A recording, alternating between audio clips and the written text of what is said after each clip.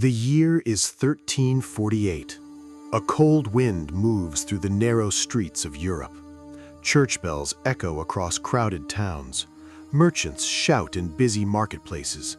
Children play in muddy alleys. Life appears normal. But hidden among ships arriving from distant lands is an invisible killer. Within a few short years, entire cities will fall silent. Villages will disappear from maps. Families will vanish overnight. Fear will become more contagious than the disease itself. By the time it is over, tens of millions of people will be dead. Historians would later call it the Black Death. But what exactly was this terrifying plague? How did it spread so quickly across continents? And how did a microscopic organism change the course of human history forever? This is the story of the deadliest pandemic the medieval world had ever seen. To understand the Black Death, we must first travel back to a very different world. 14th century Europe was a place of castles, kingdoms, and deeply religious societies. Most people lived in small farming communities. Cities were crowded, dirty, and poorly sanitized. Sewage often flowed through open streets. Rats thrived in homes, warehouses, and marketplaces. Despite these conditions, Europe was experiencing growth. Trade routes connected distant regions. Merchants traveled between Asia, the Middle East, and Europe, carrying spices, silk, precious metals, and countless other goods. These connections brought prosperity, but they also carried something far more dangerous. Far beyond Europe, across the vast grasslands of Central Asia, a deadly bacterium existed among wild rodent populations. Today, scientists know this bacterium as Yersinia pestis. For centuries, it remained largely unnoticed. Then, the world became more connected. Trade caravans crossed deserts, ships sailed between continents, goods moved faster and farther than ever before, and with them traveled rats and fleas.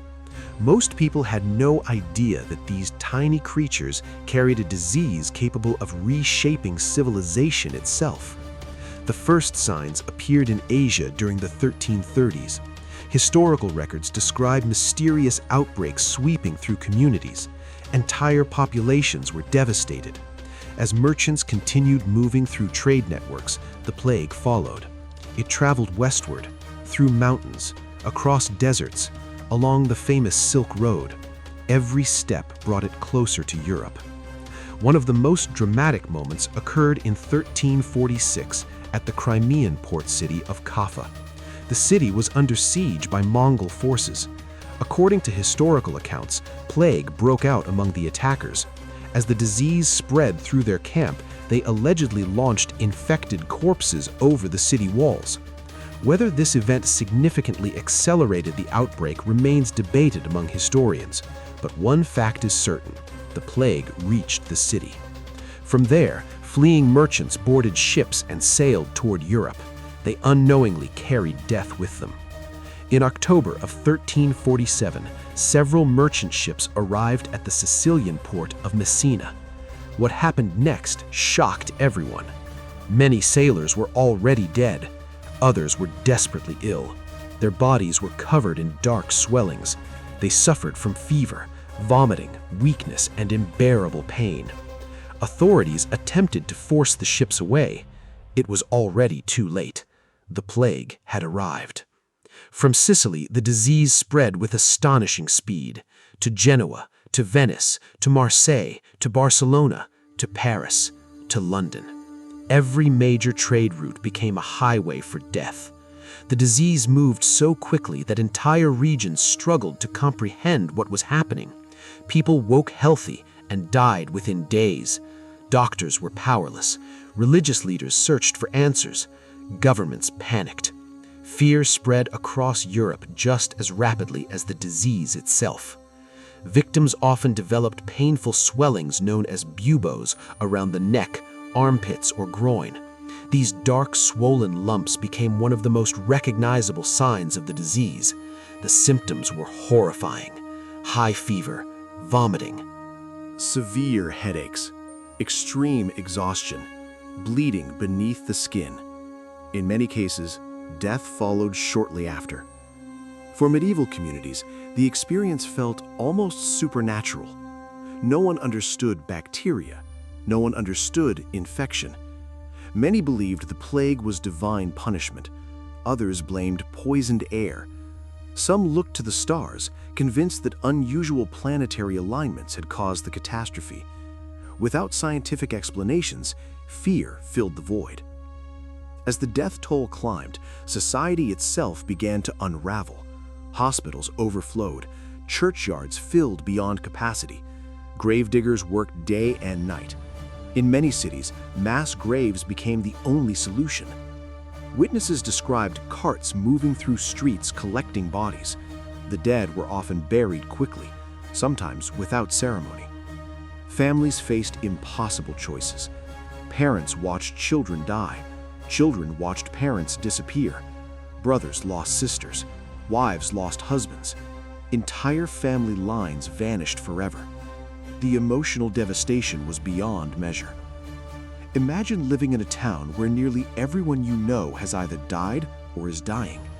Imagine hearing church bells ring constantly because there are too many funerals to count.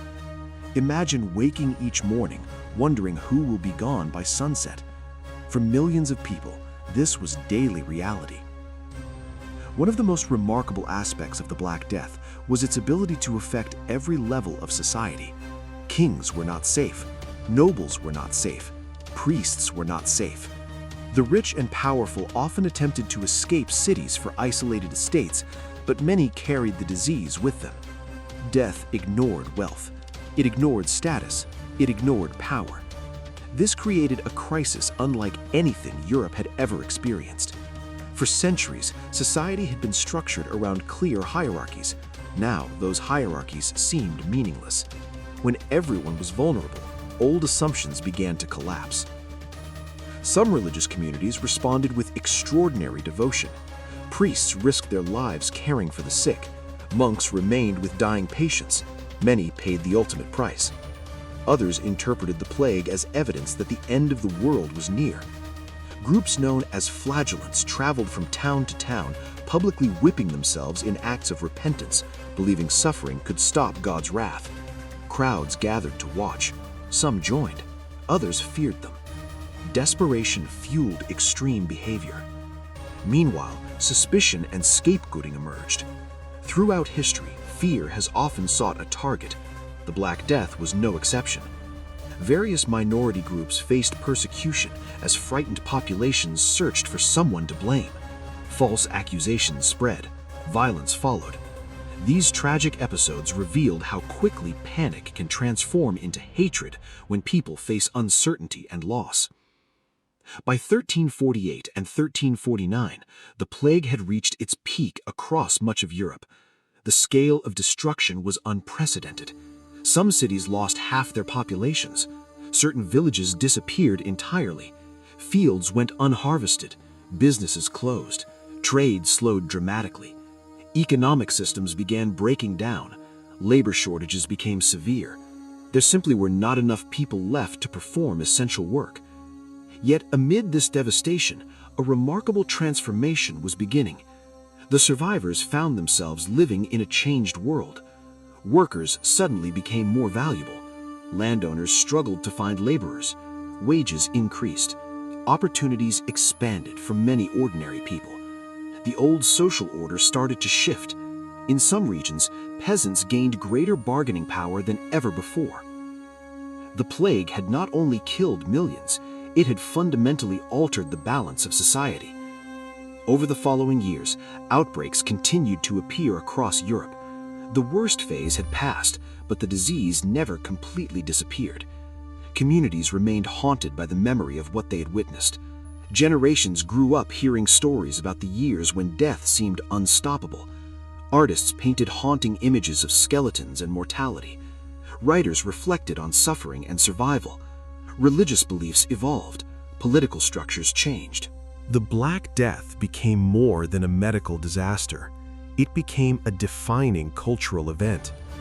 Modern estimates suggest that between 25 and 50 million people may have died in Europe alone. Across Eurasia and North Africa, the total number was even higher. Some historians believe as much as half of Europe's population may have perished. Few events in human history have produced such widespread devastation. Yet the legacy of the Black Death extends beyond statistics. It accelerated social change. It reshaped economies. It influenced governments. It transformed attitudes toward medicine, religion, and human life itself. In many ways, the modern world emerged partly from the ashes of this catastrophe. Today, scientists understand the disease far better than medieval physicians ever could. We know how it spreads. We know what causes it. We possess treatments that would have seemed miraculous to people living in the 14th century. But the story still carries powerful lessons. The Black Death reminds us how connected societies can become vulnerable to unseen threats. It shows how fear spreads alongside disease. It reveals both the darkest and most compassionate aspects of human nature. And perhaps most importantly, it demonstrates humanity's extraordinary ability to endure. When the plague arrived, many believed civilization itself might collapse. Yet people survived. They rebuilt. They adapted. They moved forward. Centuries later, the echoes of the Black Death still remain, not only in history books or archaeological discoveries, but in the very structure of the modern world. The pandemic that once seemed like the end of everything became one of the most important turning points in human history. And that raises a fascinating question. If a single microscopic organism could alter the destiny of continents, how many other invisible forces are shaping our world right now, beyond our ability to see? The Black Death may belong to the past, but its lessons are timeless.